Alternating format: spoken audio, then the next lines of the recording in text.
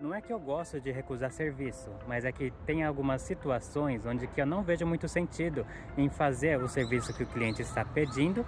E quando acontece isso, eu falo para ele que não dá para fazer esse serviço, ou eu dou para ele algumas sugestões. Uma situação que acontece com uma certa frequência, às vezes chega na casa do cliente um envelope de algum tipo de escritório de advocacia, fazendo algum tipo de cobrança, né, denunciando alguma situação ou falando que vai entrar com algum tipo de processo também, né?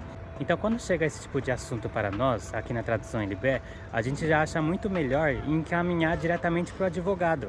É claro que a gente dá uma olhada no conteúdo, né? Só que às vezes o conteúdo é muito difícil de estar explicando, né? Somente uma pessoa assim qualificada, uma pessoa que se formou em advocacia, alguém que tenha realmente uma classificação para poder estar entendendo do assunto, pode passar as informações direitinho, né? Nós como intérprete, nós temos as nossas limitações. No caso, eu consigo traduzir o que está escrito, eu consigo passar para o cliente o assunto que está citado ali na carta. Só que se o cliente ele faz alguma pergunta, né, se isso está certo, se isso está errado, se isso é muito abusivo, isso são muitas coisas que a gente não dá para avaliar, né? Porque nós somos apenas intérprete. Então, por causa disso que a gente encaminha para o advogado. Porque o advogado ele vai poder ler com mais atenção, ele sabe do que ele está fazendo, né? É a área dele. E ele pode montar um tipo de estratégia, ele pode trabalhar ali para o cliente, né? Representando ele para estar resolvendo esse assunto.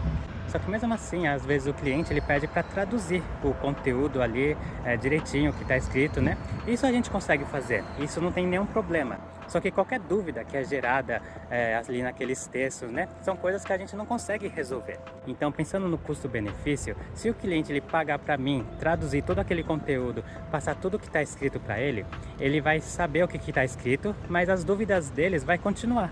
Ele não vai conseguir resolver o problema dele somente com a minha tradução. Então, por isso que nesse tipo de caso, às vezes a tradução, né, você entender o que está escrito, às vezes não é o suficiente.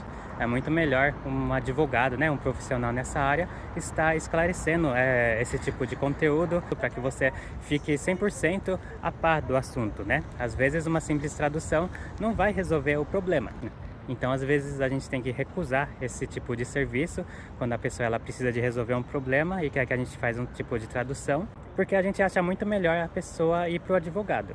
Então, a gente encaminha para o advogado, pensando mais no custo-benefício, né?